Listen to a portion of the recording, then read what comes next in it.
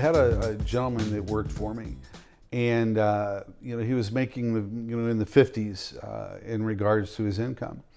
However, the average income at his position was in the low 100s. Matter of fact, salaries all the way up to just shy of 100 in his same position, but he was making in the 50s. And I had the opportunity to practice this and connect with him on that emotional level, and begin to talk and mentor him and begin to find out the areas that he needed help in and really struggled.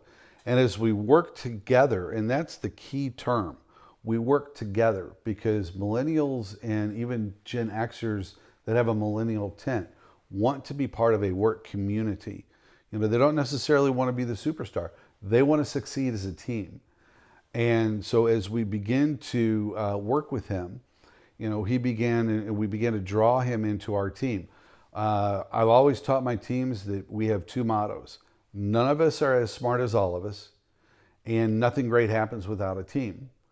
And so the rest of my team was really performing well. And this gentleman began to practice a lot of the things that we were teaching.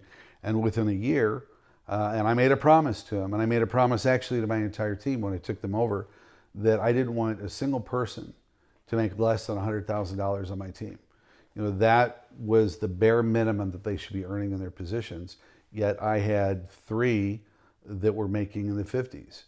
Long story short, so that we don't belabor it, after a year of working with them, every single person, and then after the next year of applying the effectiveness and efficiency techniques that we teach in our sales classes and in our continuous improvement classes, there wasn't a single person on my team that wasn't making $100,000. Matter of fact, this particular gentleman sunk so deeply, bought so deeply into what we were discussing, that his income in the 3rd year surpassed mine as his leader. And then he went on to get a promotion. And what was very, very interesting to me was that after he got his promotion, and he no longer had me to help coach and mentor him to that success, connecting with him, his new leader didn't know these techniques. His new leader didn't connect with him. And for the first 6 months, you just saw his performance slide. And the second 6 months of his first full year, he went from over 100% of plan to barely making 50% of plan. Matter of fact, he was 45% of plan for the second half of that year. And what happened was the regional president was wise enough to see the difference in leadership styles and hired a new leader.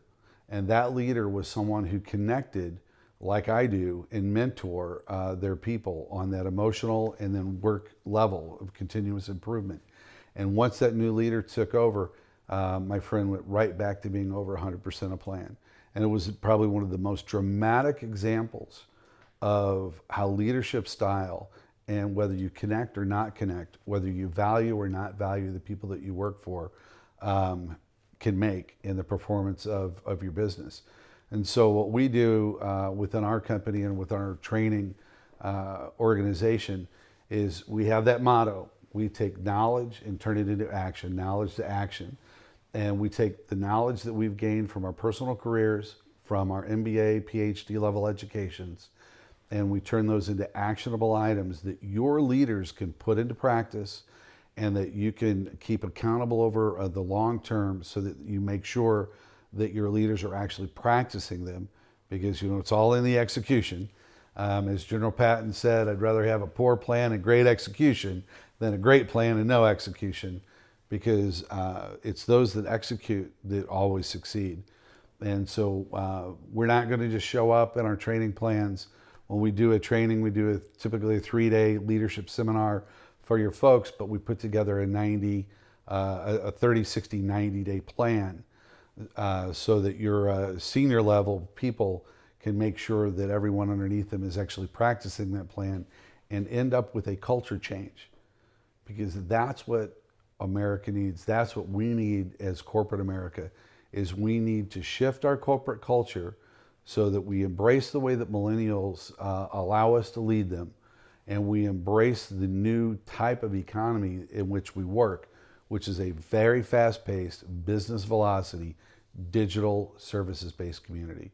Hopefully we get an opportunity to sit down and talk face-to-face and help your organization, and like we've helped others and ourselves, both in the corporate world and in our personal lives. Thanks, and have a great day.